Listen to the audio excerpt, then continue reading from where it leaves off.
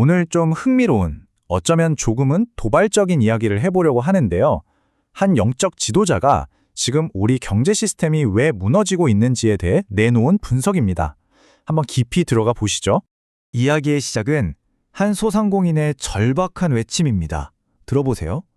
공사를 다 마쳤는데 돈을 못 받고 있다니 내가 대체 뭘 잘못한 걸까?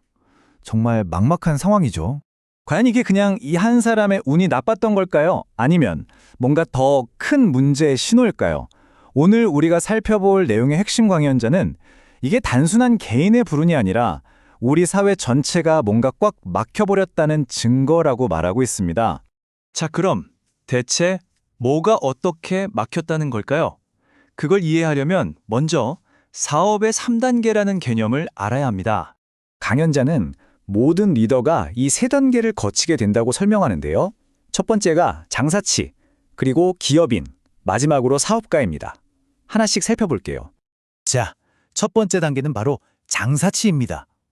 말 그대로예요. 목표는 딱 하나, 바로 돈입니다. 어떻게든 돈을 벌어서 살아남고 기반을 닦는 게 전부인 단계죠.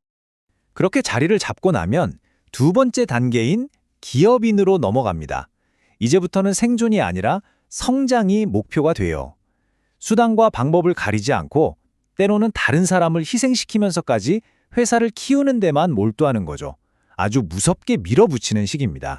그리고 마침내 마지막 3단계, 바로 사업가의 단계에 이릅니다. 성장을 이룬 후에 리더의 목적이 바뀌는 거예요.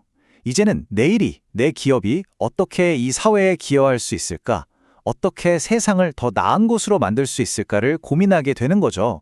그런데 여기서부터가 진짜 중요합니다.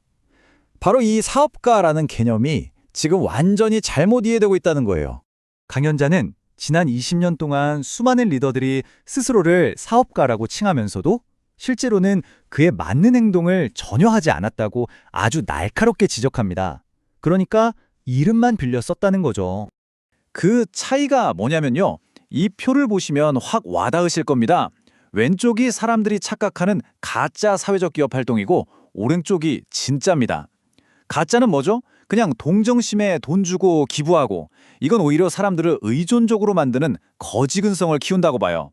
반면에 진짜 사업가는 새로운 패러다임을 만들고 교육과 문화를 통해 사람들을 성장시키고 근본적인 문제 해결책을 연구하는 데 집중한다는 겁니다. 차이가 엄청나죠? 그래서 이런 말을 합니다. 진정한 복지는 돈을 주는 게 아니다. 사람들이 바르게 사는 법을 가르치고 사회에 기여할 수 있는 길로 이끌어주는 것이다. 그러니까 단순히 물고기를 주는 게 아니라 물고기 잡는 법을 가르치는 걸 넘어서 왜 물고기를 잡아야 하는지에 대한 철학까지 심어주는 거죠.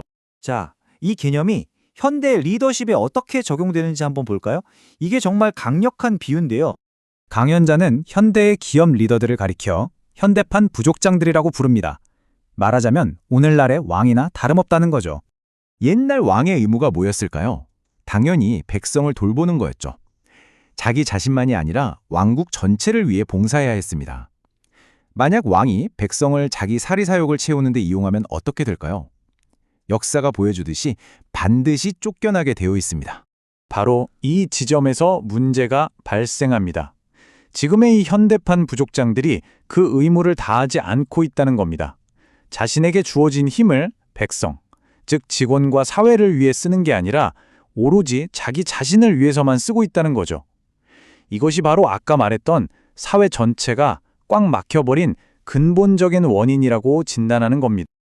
그리고 이런 리더들의 실패가 우리 사회를 아주 위험한 중대한 전환점으로 몰고 가고 있다고 경고합니다. 그 시점으로 지목된 해가 바로 2025년입니다. 경고의 메시지는 아주 섬뜩합니다. 자신의 의무를 다하지 않은 자들에게 심판의 철퇴가 내려질 거라는 건데요. 잘못된 길을 가고 있는 기업과 리더들에게 아주 고통스러운 대가가 찾아올 거라는 강력한 경고인 셈이죠. 앞으로 3년 동안은 어려움을 피할 수 없을 거라고 말합니다. 하지만 절망적인 이야기만 하는 건 아니에요. 이 어려운 시기를 헤쳐나갈 방법 또한 제시하고 있습니다. 그럼 그 방법이 뭘까요? 개인의 이익을 추구하는 것에서 인류 전체를 위하는 쪽으로 초점을 완전히 바꿔야 합니다.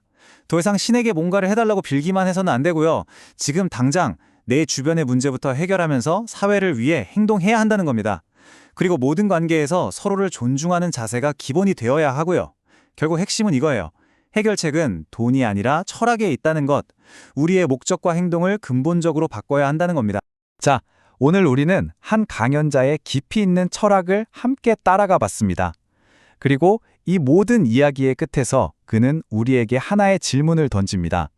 어쩌면 우리 시대 가장 중요할지도 모르는 이 질문을요. 사회를 위해 산다는 것은 과연 무엇인가?